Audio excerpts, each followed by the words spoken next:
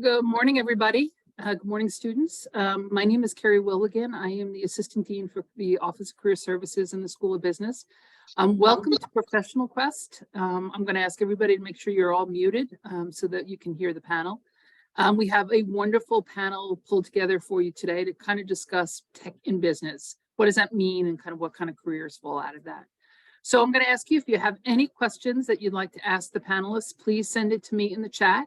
Our moderator for today is Kaleb Lewis, and he's going to go ahead and lead the panel for you. But if you have any questions, please send them to me in the chat and we'll get them to Kaleb. So with that, I'm going to thank our panelists for joining us virtually this morning, and I'm going to go ahead and turn it over to Kaleb Lewis. Thank you, everybody. Thanks, Carrie. Good morning, and thank you to our wonderful panelists again for being here with us today.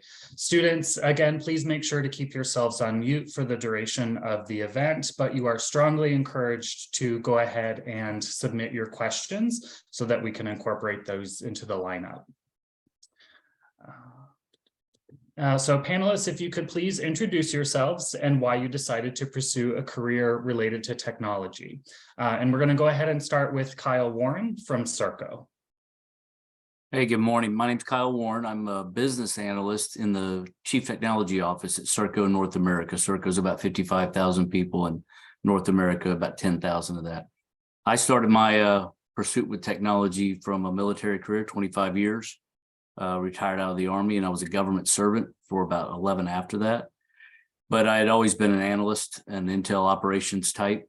I had done interrogations. I had done C5ISR aircraft development. That's intel aircraft development.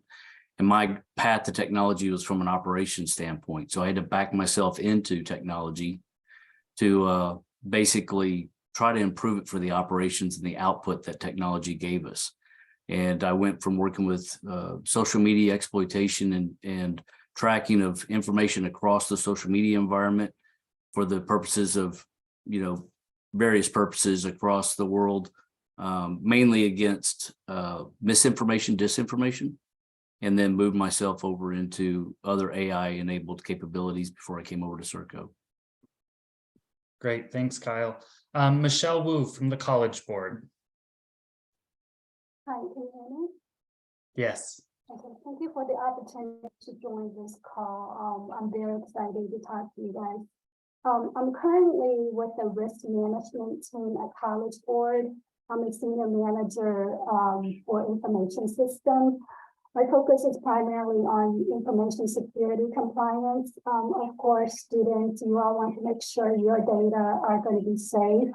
And I'm the one who usually responds to all the requests that comes to College Board. So I started with auditing. I have an accounting degree from Mason. I went through campus recruiting through the Accounting Honor Society data FSI, and so that landed me with my first financial accounting job before I graduated. And then I went into IT auditing before 2000. Now, back in the days, that was still new. Technology was still new, and I kind of, surprisingly landed into IT auditing. And then I joined the .com boom and went to a big technology organization to be a consultant. And then from there, I worked in the financial industry, and it's really hard to get away from technology. And anything you do these days, it has to do with technology. So now my focus is primarily on information security. Great, thank you. Jason Keller from WebMechanix. Hey, everybody. Good to see you all. As Kaleb mentioned, my name is Jason Keller. I am the Director of Marketing Operations at WebMechanix, a digital marketing agency based in the DC area. While I'm a marketing technologist, my origins was actually in communications. I was a communications major in college and got into working into actually social media in a very different way than Kyle. I actually helped manage brands, social media accounts, as well as social listening and social reporting for brands early in my career, and then learned that I was pretty adept at understanding marketing analytics and reporting, and then have spent my last 10 years or so focused in that area. Marketing analytics, reporting, and marketing operations is kind of how that data and technology work together, and how companies are able to track their performance from a marketing perspective. And so currently in my role now, I help a bunch of different clients in the tech space with their marketing technology, how to leverage it, how to go to market with digital marketing campaigns and strategies. And it's a pleasure being here, and happy to answer any questions you all have. Great, thanks, Jason. Sehar Hooda from AWS. Hi, everyone. Very nice to meet you all. My name is Sehar. I currently work as a business operations analyst at Amazon Web Services. I think my job is the best between like a tech and business major. I had, ISOM, everything encompassed. I do a lot of automation for our revenue routing. So I'm using a lot of Tableau, a lot of SQL, a lot of Excel, and then making sure that our sellers also have all the tools that they need to, sell. I actually was a business major at, I was an education major at Mason when I started. And then I sat in on one of Andy L's classes with one of my friends, and I really loved it. So I chose to change my major to ISOM junior year. And then I graduated in 2020 and then started at AWS. Great, thank you so much. And then Navraj Gill from KPMG.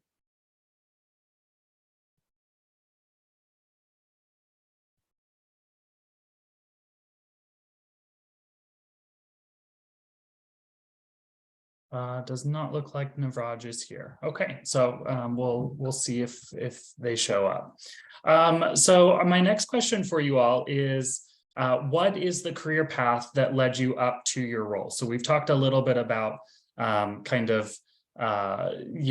path into what you are currently doing, but if you could share a little bit more about maybe your first role right out of college. So Kyle, we'll go ahead and start with you.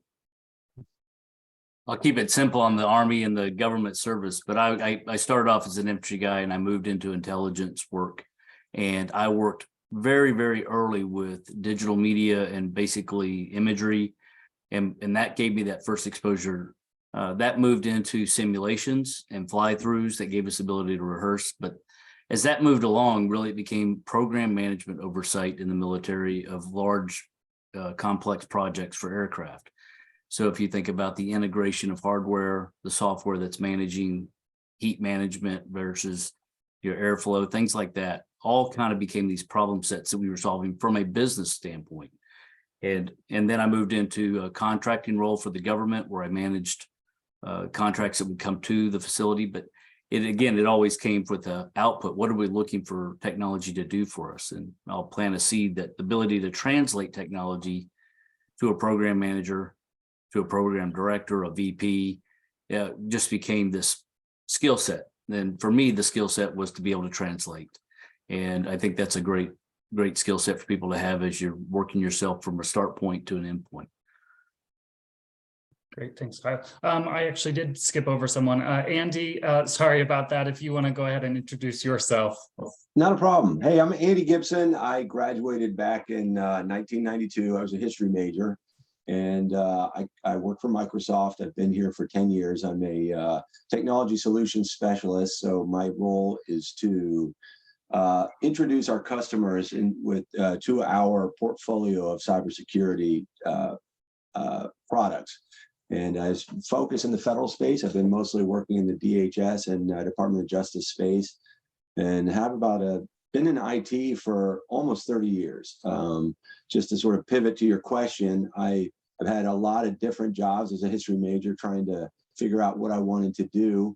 I started as a teacher. I taught history and German at a private school, and then went completely off the rails and was a tour manager for a rock band for 5 years, traveling the country, and decided it was time to get an adult job. And went to night school and got some Microsoft certifications. And that's about 24 years ago that I did that, and have been in this industry for a long time and love it. It's a great field to be in. Great, thanks so much. Jason, if you can talk a little bit about kind of your first role right out of college. Yeah, and I will say that the tech side of it actually started when I was an undergrad. I volunteered / interned for a few different nonprofit organizations. I went to the University of Texas at Austin, and in those roles, there was definitely a gap between the skills that a lot of the nonprofit volunteers and professionals had and some of the technologies they needed. And so I tried to step in and help with things like a membership management software and really some like basic like HTML and CSS coding, and just stared at code for a long time and figured things out. And that really was a great evolution into understanding some of like the underlying technology that's commonly seen in marketing. And so that really helped me build a good resume towards getting a role at an agency called Edelman in the DC area, where I was able to kind of just navigate where the client needs were. And at that time, it was companies like BlackBerry, so a while ago, but they were a global brand trying to post to social media in different ways, and they had a need to understand what the conversations were that they should be talking about. And so that was kind of my first exposure to some more heavy duty tech, because we would take things like the Twitter API feed of content, search, and analyze, what data was there and what information or what conversations were happening, and understand, hey, like these are the conversations that matter or that are meaningful that would apply to a brand like BlackBerry and others. And so that was a great foundational step for me, both in terms of data analysis, but also understanding how these technology products work, because there's a lot of different tools out there, and you would have to evaluate which ones were the best for your needs at the time. So that's kind of where it started. Great. Michelle, can you talk a little bit about your kind of starting off in the accounting industry and really what got you into the technology space? Sure. So as I mentioned earlier, I started out in financial auditing and then went into IT auditing. So back in the days, there was very little awareness about IT auditing because it was just the start of the .com world. And I was fortunate enough to land a position at KPMG to do IT auditing. And then I went into IT consulting for large ERP implementation. And then from there, so I was like 100% road warrior in that position. So I travel like every week out the year, and I did that for a few years. And then I decided it was time to settle down. And so I got another position in the ops and IT risk management area. So that's a big focus in the financial industry. And so I got a lot of great experiences from there. And then from there, I also did project management work, largely in IT implementations of large programs. And then I landed into information security, which is my current role. Great, thank you. And then last but not least, Sehar. So I'd mentioned AWS being my first job out of college, but I did do a few internships throughout my time at Mason every summer that I had a chance, and 2 internships that I would say that were the most helpful for me now. My first one being a sales internship. This really helped me with a lot of my soft skills and still helps me to this day when I'm communicating with my managers or, salespeople or any stakeholders that I have for projects. And then another internship that really helped me for the job I have today as well is an internship at a boutique consulting firm. A lot of my projects were taking CRM databases that the companies had within their organizations and uploading and managing it into Salesforce. So those 2 definitely have helped me to kind of get me where I am today. Great, thank you so much. So my next question is kind of, what do you find the most rewarding about your work other than the money? Because I'm sure that is great in the tech space. So we'll go ahead and start with Andy. Can you repeat the question for me? I'm sorry. Got distracted for 2 seconds. Nope, you're good. What do you find the most rewarding about your work? Well, I think all of us in cybersecurity feel like we're really impacting our customers' missions, and being able to. It's interesting, especially in the federal space. We're seeing nation-state attacks pretty regularly, and it's exciting to be in the mix and be sort of on the front lines of this sort of intellectual battle, if you will. And that's what keeps it exciting, and just sort of this desire to protect our government and in that manner our country as well. So it's a real life mission. It's not just sort of a sort of cushy cubicle life. Not that that's exciting, but this is frontline work, and it's a lot of fun. Great, thank you. Michelle. Right, this is my favorite question, and I was hoping you call on me. So for me, I get to work for a purpose. College Board is a mission organization. We connect students to college success and opportunity, and we're committed to excellence and equality in education. Now, as a first-gen college student, I believe my education at Mason changed my life. I faced challenges and opportunities that I didn't know I even had. And looking back, I wish I had the guidance that I'm able to provide today. So it's exciting for me to work at College Board and have a backseat in influencing the next generation's education. So I find a lot of fulfillment in my role. Thanks. And Jason, what do you find the most rewarding about your career?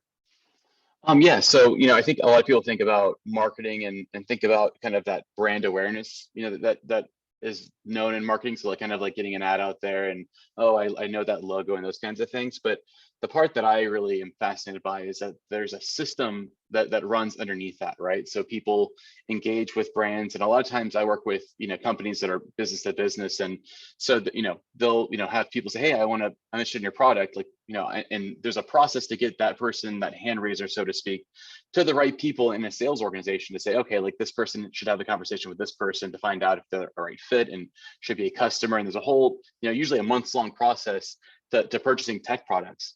And so the part that's really, I think, a lot of fun is being able to architect some of that. So, you think about marketing, think about the branding stuff, but there is that whole other side of architecting the process that drives, sales and revenue from those awareness campaigns to the sales team.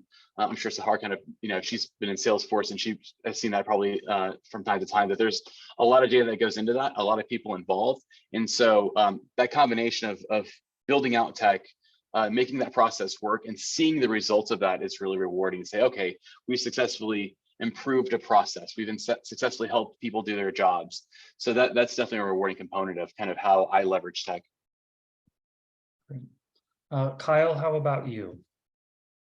Yeah, I think I'll throw up front. I think of all the panelists here, we're probably all seeing like, wow, there's a lot of synergy. You think about what CISA does to protect our nation with security. You think about the need for AWS, or, I've got a daughter who works for Vistar Media in the media space, and a niece who works for Bain, or actually just went to Frito-Lay. But all of that is, that team success and knowing that you're making an effect, positive effect on the outcome for your customer.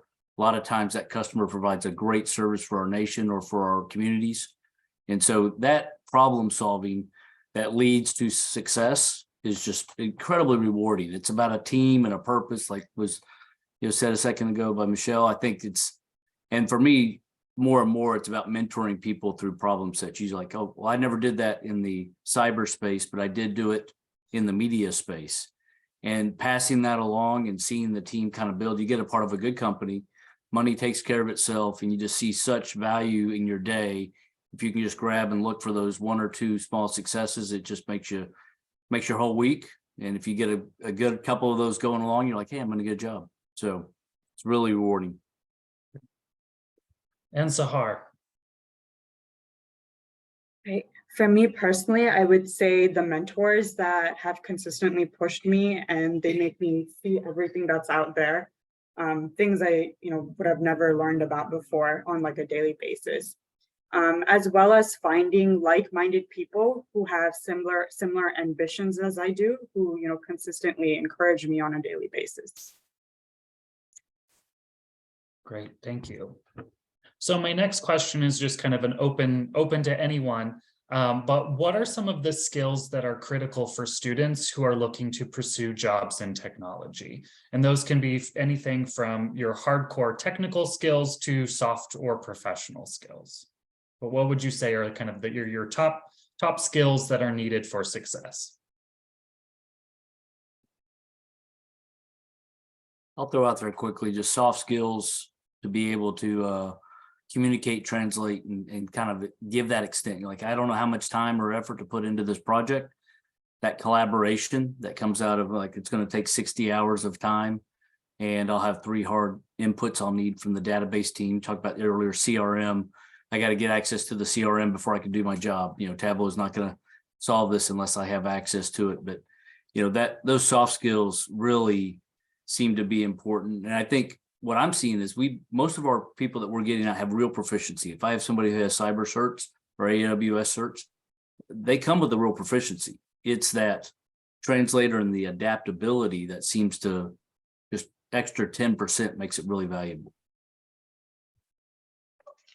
Yeah, I think I was going to add to that is a little bit of patience too. You know, I think that there's probably an urgency of like, oh, I need to know this skill, or oh, everyone else knows this and I don't. And I think that the reality with, I'm sure many of the panelists here would agree that like you learn a lot of the things as you go in terms of like tech specific, but also in terms of how your job needs to operate. And so sometimes understanding, okay, I may not know this now, but I'm going to set down the foundation to build towards that, or identifying those goals and then having the time to kind of learn and discover those is a really great soft skill to have. Because I think that, you know, a lot of things are learned on the job, but sometimes you can also discover like, okay, there's other paths that I can learn too. And I know I'm not there yet, but I can get there if I just be patient and figure out the pathways to get there, or those steps.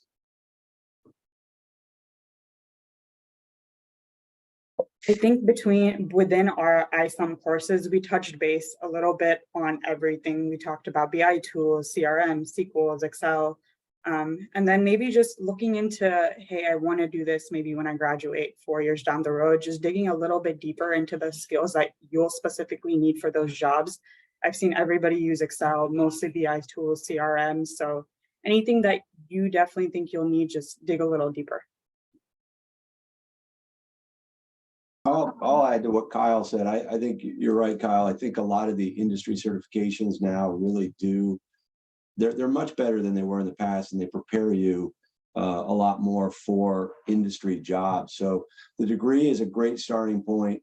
Then figure out the field you want to work in and try to get some entry-level certifications to help you help your resume pop a little bit more against the competitive applicants.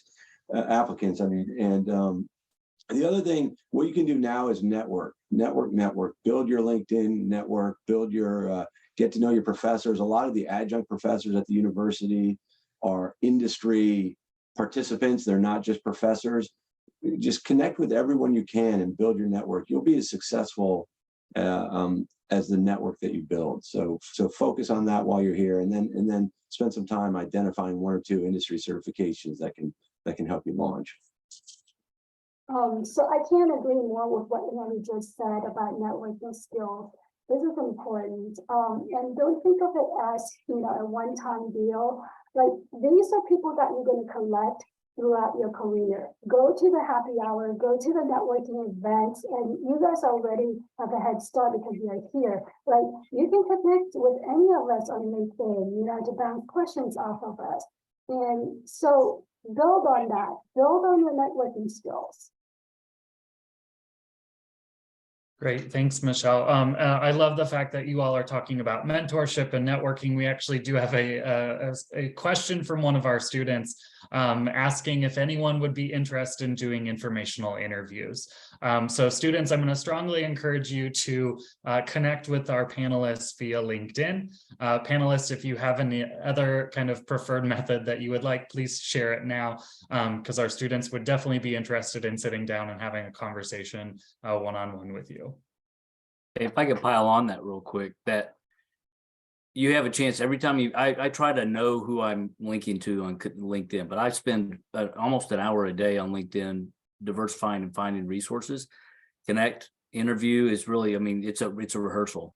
It's a really good tool, and it get your branding out there. And you know, I think it's a great way to kind of learn while you're doing it. You just listen well what they said. Oh, I don't have enough AWS certified people, so I lost that proposal. No, nothing personal here. That's true, but One thing about the networking I'd also mention is that don't also discount the value of your classmates. You're all, some of you students now, some of you are doing some jobs as well, but you're not going to be static in that forever. And I can't tell you how valuable I find my network of former classmates, former employees. I think that that's a world that will snowball and have, compounding effectiveness for networking in the future too. So make sure you keep in touch with each other as well. Absolutely. And students also know that we do have our Mason Mentors platform. That is a School of Business exclusive for all of our students and alumni to use. It's kind of our version of LinkedIn, where you can find individuals who are really able or in the industry that you're looking for to do things like informational interviews, connect and ask questions. So definitely go visit Career Service or School of Business Career Services, and we'll happily get you squared away with Mason Mentors. So we've talked a little bit about the importance of kind of mentorships and skills and things, but I'm wondering if we can kind of transition into what are the kind of the importance of internships or study abroads, or a little bit more of the extracurriculars. So Sehar, you actually mentioned a couple of internships, so can you start us off? I definitely owe my internships to my job at AWS right now. I think I learned so many skills. So I'd mentioned soft skills and hard skills. But also to add on to that for extracurriculars, I also was part of Society of Women Engineers. And through that, like we mentioned, I was able to network with so many people. You'll be really surprised that so many, clubs on campus and organizations put on so many events for students, and how many actually don't show up. And there's so many recruiters at these, events to see your resume, take your resume, so many like in-person interviews too, that they're honestly ready to be right there. So just take advantage of these opportunities through organizations, and then as well as internships. Great. Jason, how about you? In internship experience or extracurricular involvement? Yeah, I kind of mentioned earlier that some of the early internships I had were with nonprofits, and I thought that was a very valuable experience because one, I think that you're able to usually help fill a gap where there's usually limited resources. And so that's obviously gonna help those nonprofits make an impact, which is always a bit rewarding. But also, a lot of nonprofit organizations have the technology that we're talking about and have needs to use that. One of the ways that I got into more of the CRM stuff that, I do with now with Salesforce is I was using membership management software back then and understood the connections. And so would definitely say that that's a great area to pursue, and there's going to be a lot of organizations especially in this area that would have those kinds of needs and would be rewarding. I would also echo that organizations are great, and thinking about user groups too. I know from a marketing perspective, a lot of technology that I use is around tools like, you may have heard of HubSpot or Salesforce, or Marketo is another marketing automation platform. They'll typically have professional user groups in the area. And so sometimes just joining those, even if you're not at a company yet, is a great way to kind of connect with people who do use those platforms, if that's a direction you want to pursue. Michelle, any internship or extracurricular involvement or advice? Sure. So as far as internship goes, I think it's very, very common. Most of the time, I've seen many college grads with multiple internships under their belt before they graduate. I would suggest that before going into senior year, you pursue that internship opportunity, because that's a chance for you to learn whether that is the career or that's the job that you want to go into. So it's great to test out the water with internship. As far as study abroad goes, I think that's a great self-development initiative, because it gives you a chance to see, from different perspectives and learn the different culture, which is important because once you get into the workforce, you're going to work with people who are very different from you, and having the background of, or the willingness to open your eyes to different perspectives will really help with that. Great. Andy, anything to add? Yeah, I really like what Michelle said about study abroad and even the internships. All of these things put you in these uncomfortable positions, right? You're out of your comfort zone. And when I started at Microsoft, some of the best advice I ever got was I'm at an orientation and this woman walked in. I don't recall who she was, but she said, "Welcome to Microsoft, get comfortable with being uncomfortable." And it's when you're uncomfortable, when you're in these situations, you need to learn how to respond, how to maintain your composure, how to stay calm. And internships and study abroad, they put you into these unnatural situations and you learn how to thrive in those environments. So I think they're important. I did not do an internship. I kind of wish I had, but by the time I got into this field, I'd already had some professional experience. But for folks that don't have that experience, learning how to succeed in a workplace culture is important, and internships give you that. And it's all about being uncomfortable and learning how to respond in those situations. So internships and study abroad, even though study abroad is not a doesn't build your technical portfolio, it builds your professional bearings. So I think it's incredibly valuable. If you have the opportunity to do it, I would recommend it. And you'll never have that chance again going forward, most likely. So. And Kyle, any last remarks?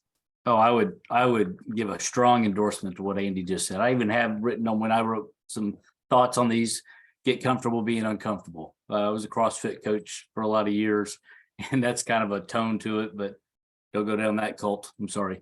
But I do think that study abroad, if you're in Argentina and you're looking at how they do financials and how they work in a daily work structure, you walk in, you're going to be uncomfortable. Diversity and inclusion don't mean much when you're not outside your comfort zone. You don't know how to communicate across these lines. And I think it's so important to kind of, build on that. The internships, the study abroad, they really, really strike that line where you're not comfortable. And I'll throw another thing in there too. When you see it from different perspective, we're all on an exponential curve of trying to meet Malcolm Gladwell's 10,000 hours a lot of times. So if you can get up that exponential and enter a little bit higher on the exponential curve, your return on what you do and all your skills you have is just so much faster return on your investment, and you see successes. And I think that's really critical. We look at things through an optic in the US or in North America, and it kind of closes in. You break that open and you'll see some really significant leaps and jumps in the return that you have on your time, your skills, your training, and your education. So yeah, it's great. I agree with everything that was said by right here. So kind of pivoting a little bit away from kind of students' time at university, when we think about, some fields, we typically are going to think about graduate programs. But in the case of technology in the field, is there graduate degrees that are required? And if so, what would potentially be some of those best options?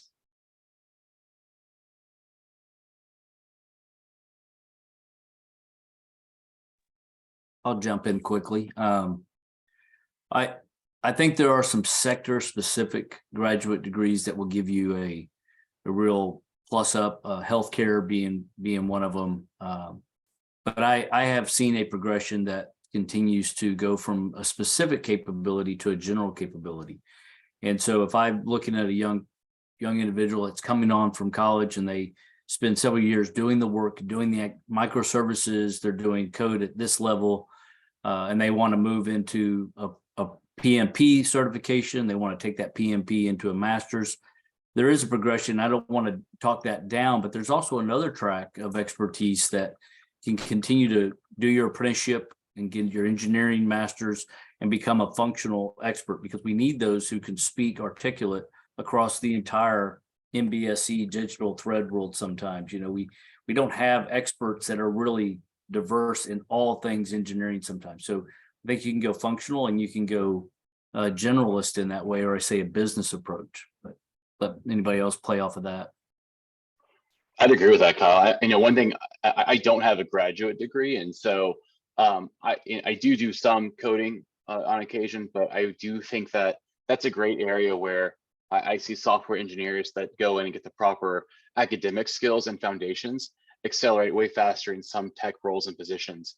And so that's one that I would strongly consider. And also, like, I think Kyle was alluding to this, is that that doesn't mean that you need to be just a coder all your life. I see a lot of great business professionals and leaders who start with that foundation, you know, in software engineering and coding and those kinds of structural things, and then adapt that to a business position later on. So would definitely say that's an area to look at or consider, especially if you're thinking about tech. Yeah, so I'll add to that. I don't think it's a requirement, however, it is kind of the norm, especially in the software development world. And I would say that you don't have to figure that out right now, right? You can take a few years, go to work, come back, you know, maybe you want to pursue a higher degree. And you have a whole lifetime to do that. And education is not just degree credential, right? There could be certification, there could be additional training. There's so much opportunities out there that degree is not the only way to go. Yeah, really well said, Michelle. I think, yeah, I mean, anyone who goes into IT will not stop learning. If you do, you won't have a very long career in IT, right? But it's, I think, from what I see, I really like that you pointed out some graduate level certifications and things like that. SANS, for example, has a really rich portfolio of security offerings, cybersecurity offerings, and IT offerings.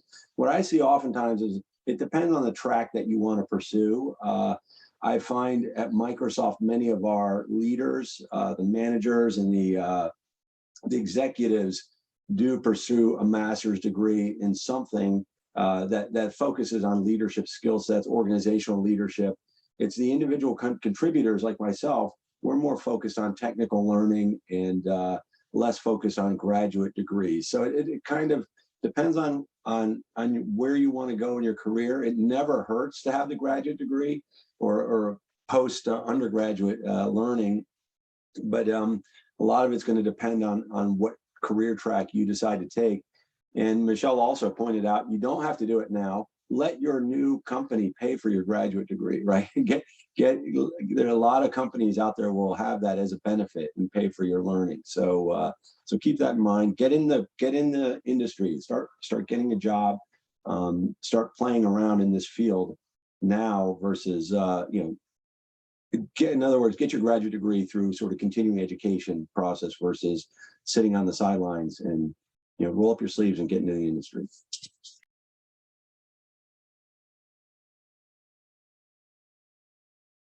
Great. So it kind of everyone has actually mentioned about a number of different certifications. So I'm hoping you can share maybe with students what you consider to be some of those entry-level certifications that our students can either start pursuing and how they may go ahead and kind of find those, or given that we know certifications can be quite expensive on the professional side, what are some training opportunities that you think students would be able to access or leverage that would make them attractable to employers? Yes, I can start. I don't know if there's any accounting students on the call, but I got my CPA right out of school. And I think you should do it then, right out of school. Take your time to study, get your CPA. The accounting firms would pay for it. Because life get thrown into a lot of different direction and distraction comes in your way later on. So do get the CPA because it also helps with your career growth. There is a feeling or limitation in the accounting world if you don't have the CPA. But in addition to that, there's also a slew of certification from ISACA organization, and you can look into that. So those are the things that you can start mapping out and work toward. So ISACA is usually for professionals who are in the information security area.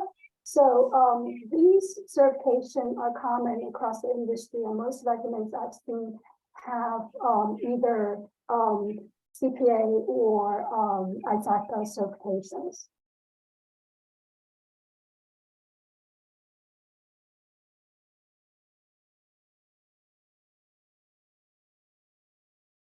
I'll jump in on a few just to support what Michelle said also. I've got a son who works for Deloitte, does financial audits, and that is a very, very limited skill set across, financials and across the audit area. But, supporting Andy's discussion earlier with something like cyber certifications, the cyber certifications are a complete new language to be able to speak zero trust, to be able to speak the language of, the cyber language in general is something I don't have a lot of people that can do that really well.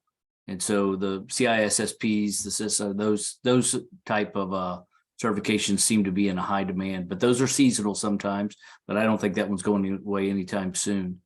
The other certifications that seem to be really good addendums and attachments to whatever you're doing would be the book of knowledge type, business analyst book of knowledge, or the PMBOK, or those certifications that give you a PMP certification, or those type of certifications that kind of add on to the skill sets that you have in, say a cyber certification, which adds on to your education and your experience, really give a huge return catalyst on your investment of time.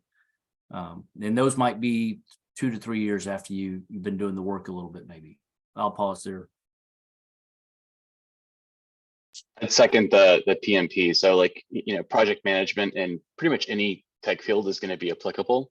So understanding some of those foundations is going to be a great baseline if you haven't explored that already. Obviously, I think my area of tech in the tech space, I see a lot of skills around tools like Salesforce, HubSpot, Google Analytics. So like if you think about like the tech space and marketing tech space, all of those kinds of platforms typically have their own academy, where they have usually some free training and certifications that you can get that are, or relatively low cost certifications. So if that's of interest, that's definitely something I'd pursue. So like Salesforce has Trailblazer, HubSpot has the HubSpot Academy. There's a Google Analytics Academy. Like I said, a lot of those are free. Some of them may have a low cost, but I think that those are great areas to just like kind of search around and see if that's relevant to you and poke around, because a few hours of free certifications can, like Kyle was mentioning earlier, like that could be a foundational step towards getting you ahead of everyone else, and that sometimes that can be the difference maker. And just to add on, just to add to that, the certifications front, if you're looking for a job at AWS or Microsoft, for example, it's good to get some of the entry level certifications on Azure or AWS, so that when you're interviewing for the position, you can speak the language, you understand the concepts. We're very rarely going to hire entry level people that have no experience with our platform, right? It's just not. So spend some time, and you can self-study those. Most of these exams, we publish the requirements. We even all the companies publish some self-learning material.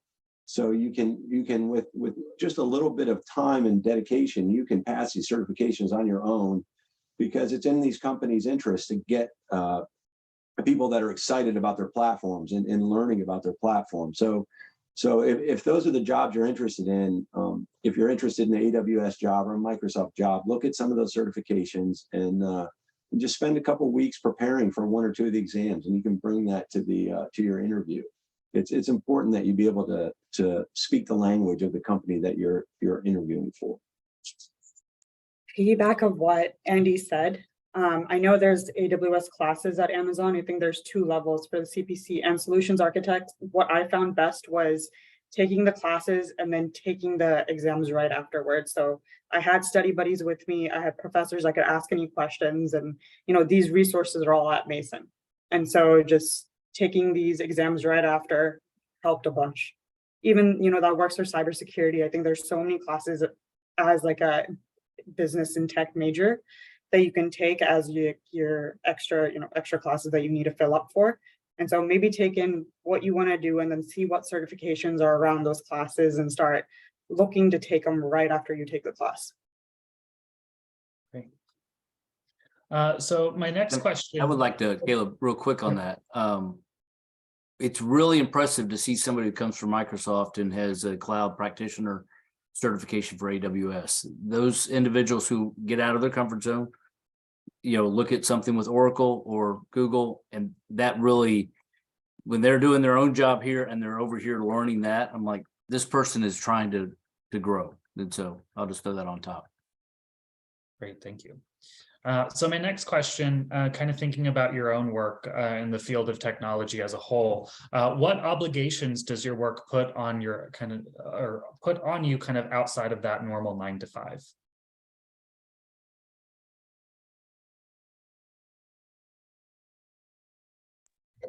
I'll go ahead and start. It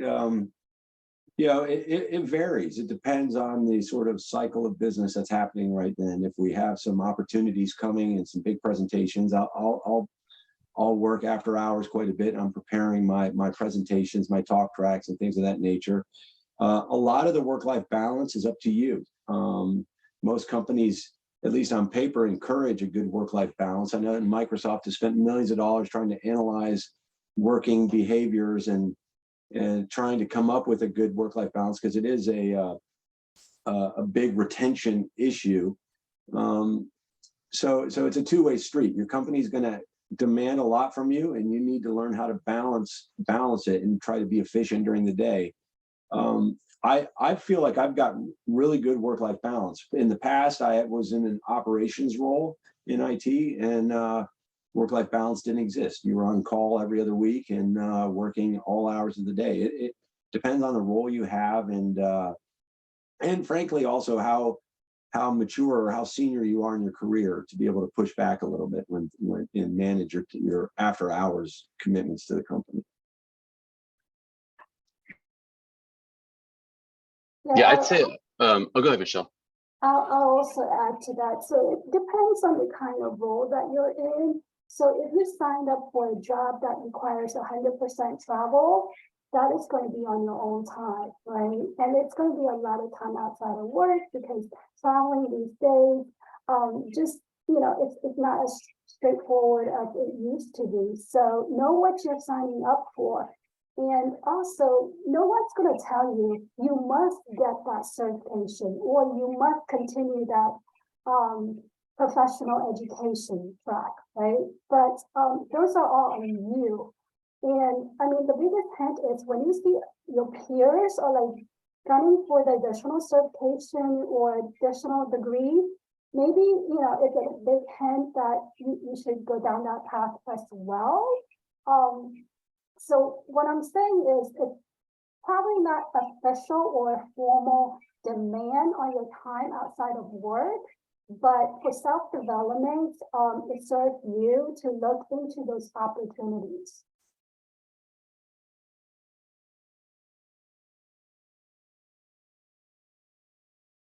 Jason, you want to go ahead?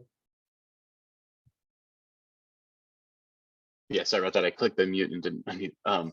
I was just going to say, working in the tech industry in particular, it can be a demanding field, and obviously there's a lot of tech jobs in that space, and right now that space has had a lot of layoffs, and it could be a very stressful situation in some roles and some positions too. So obviously that can take a toll on kind of your work-life balance as you kind of navigate that, and obviously the stresses involved there.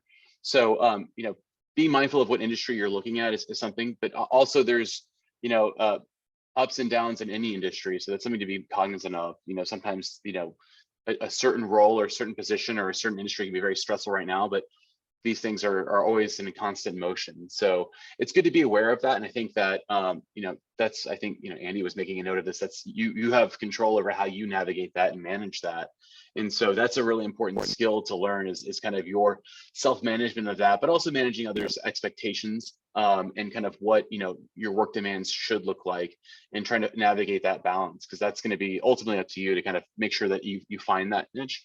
I will say that it's, these roles typically also run a spectrum of, high velocity, very fast pace. Sometimes that can be very engaging, but can be, impactful and stressful on your time.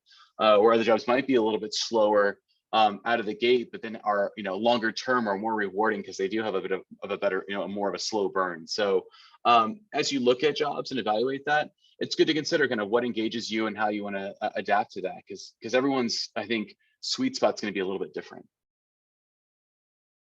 Great, thank you. So kind of knowing that we're close to wrapping up, I do have a question about kind of major trends.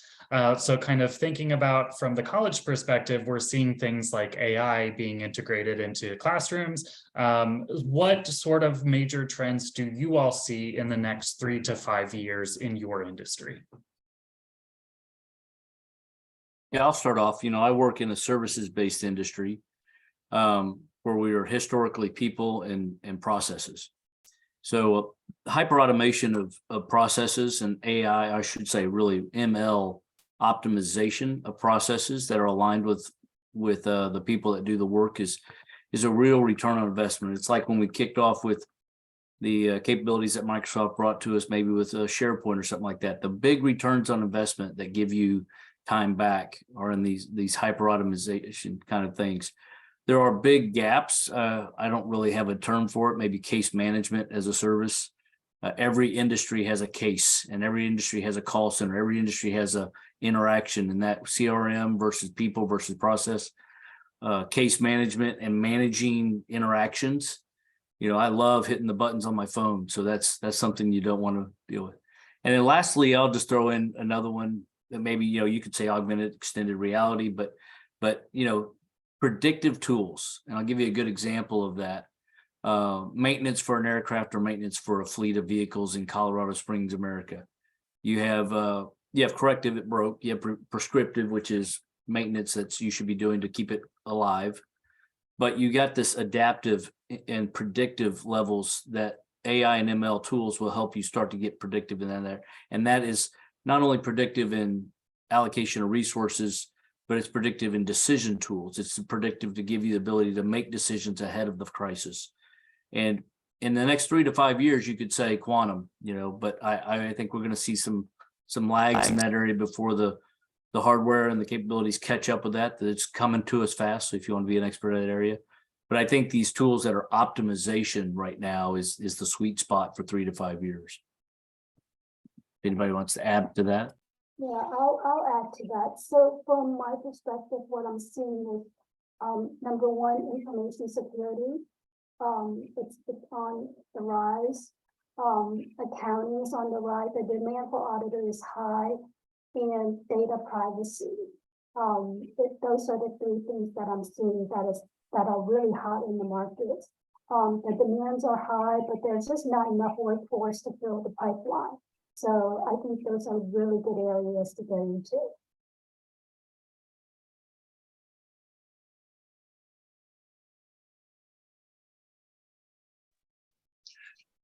Yeah, I'll echo what Kyle was saying. In industry trends, we're going to see machine learning and AI help us do our jobs better. The amount of data that's coming in on the cybersecurity front alone, it's impossible for analysts to process. And there's a lot of luck in detection capabilities nowadays. And needle in a haystack is a great analogy for trying to find sort of nefarious actors in your environment. So the industry is moving towards automation, machine learning, AI as additional tools for us to be able to do our jobs. I don't see it replacing us yet, but it's going to help us be a lot more productive in what we do. Yeah, and one thing about like disruptive technologies like AI is that they typically have a long tail. So, right now we're at the inception of a shakeup. We know things are different, there's new capabilities, but it's usually going to take quite a while before that really saturates entire industries where that's going to be leveraged. And so along that spectrum, there's different companies at different maturity levels too. So some companies may be using AI right now and leveraging it. Some may want to and then have several years to get there. And so as you kind of look and discover jobs, it's good to kind of think about, well, where is this company, or where is this, where are they in that curve? Because you'll start to see that some companies are very foundational and some companies are cutting edge. And even in the same industries doing the same things, operations can look different with different companies leveraging different tools. I know in the marketing tech space, like AI really comes to mind with its language processing capabilities for things like website chats. That's a very I think if anyone has seen website chats now, it's an awful experience. It's terrible. It's impersonal. It's not usually helpful. But we're hoping that those kinds of tools may be helpful. Kyle mentioned predictive modeling. You know, a lot of businesses have a ton of data. A lot of times it's very unstructured and isn't hard to garner insights from. But some of these capabilities now, in terms of how platforms can automate the organization of data, make it very more insightful. And so it's more of understanding what those insights are and translating that. That's where us practitioners come into play. So it's an exciting time, but it's also, take it with a grain of salt. It's not going to happen overnight. And so it's more of just kind of keeping in tune of what things are happening now and understanding how that may translate to you in particular.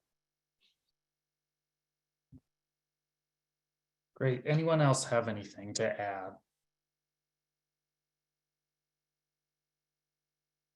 Perfect. So we do have in our last 5 minutes, my last question, which actually kind of piggies off of one that was submitted by a student, is we've had a few questions about advice for maybe non-traditional students or students who are returning kind of after a pivot of an industry.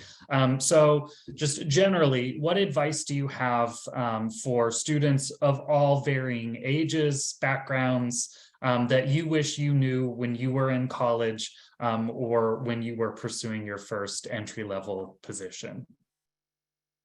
And we'll start with Sehar. I would definitely say talk to everyone, talk to your professors, talk to all your classmates, go out of your way to talk to someone who's, you know, in a whole different school than you are, and just speak to them, see what they're doing, what you can get, insights you can get out from them. I think somebody had mentioned this on the call, it's like you're only as good as your network is. And then I remember when I had started at Mason, someone had said that Mason's like a candy shop. There's everything you would ever want and need there, but you know, you have to go out and find it on your own and make use of it. So I definitely think those two things I wish I did in college. And now that everything's virtual, I think it makes things easier too, to just be like, hey, like, let's get on Zoom, let's, you know, work on studying together, or, you know, whatever it may be. So just, yeah. Great, thanks. Andy?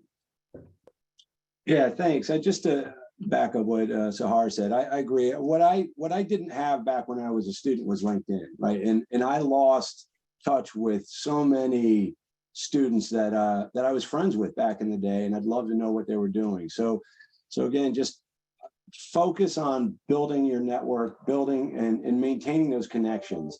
And folks that are older coming into this, harvest your network that you already have from the industry, right? It's all about, I mean, I can't remember the last time I got a job via a normal application process. It's once you're in the industry, it's all about making connections and using that to organically find your next position. So really focus on those connections that you make or that you've already made. I mean, just because people you work with people in an industry that's different from the direction you're heading now, it doesn't mean that they can't help you in a future endeavor. So again, make the connections and nurture those connections. Don't just connect and let it go. Keep in touch, and it'll pay off huge dividends for you going forward. Great, thank you. And I do have to drop, Caleb, but thanks everybody for this opportunity. It was a lot of fun. Thanks, Andy. Jason, any advice you wish you would have had as a student? Yeah, I think the networking theme is a great one. I know I had a really great professor mention, if you want a friend, ask a favor. And I think that that's something to consider in terms of these networking engagements. It's okay to ask people for help and guidance. A lot of times people will willingly help out and go out of the way to help you out there. So take advantage of that. And it's not selfish. It's a good way to connect with people. And also just, explore different tools and platforms yourself. There's a lot of free stuff out there that you can just tinker with. And sometimes that can really build a lot of good foundational skills just from exploring. So take advantage of that, now, and it'll build upon itself too. Great. Michelle, any last minute advice? Okay, so I have three things. Number one, learn and absorb as much as you can. That retail job that you had in high school, it may take you a very long way in the future. Second, find a mentor, someone who's interested in helping you grow your career. And third, follow up. Thanks those who helped you along the way, or just, check in once in a while. That will take you a long way as well. That's all I have. Great, thank you. And last but not least, Kyle. I'll throw a couple of things in. I think first that if you have a plan, show up and do the work and then refine the plan, you're going to do really well. You know, just show up, do the work, but do the work that has a plan. We talked about emerging technology, research your own technology. None of us have the end on what's going to be emerging. Just research it, find out I want to work in the sector, show up, do the work. The other thing, and I'll throw this one out there just as an outlier, we all got imposter syndrome. We all think we're not good enough. We're not doing the right thing. We're all struggling to kind of do the best we can. You know, I'll be honest, I briefed the president and I still thought I was a failure because I didn't know what the heck I was talking about. You know, but that stuff happens. And if you just set that aside, kind of fake it till you make it, and just keep working hard, you'd be pretty amazed at the return that comes back in the weeks and months that follow that. Just show up, do the work, but have a good plan that's researched. And I would say mentoring probably is, if I threw one thing across all this, that really is a powerful thing, no matter where you are in your career. Appreciate the time today. Yeah, thank you all so much. So with that, students, we are going to go ahead and end our Professional Quest Tech and Business. Panelists, thank you so much for your time. Students, if you have last minute questions or you have things that you need maybe some advice or want some, please email mycareer, MYCAREER @gmu.edu. We will go ahead and pass your questions along to our panelists for their answers. So again, with that, thank you all so much. And with this, we will go ahead and conclude the event. Thank you.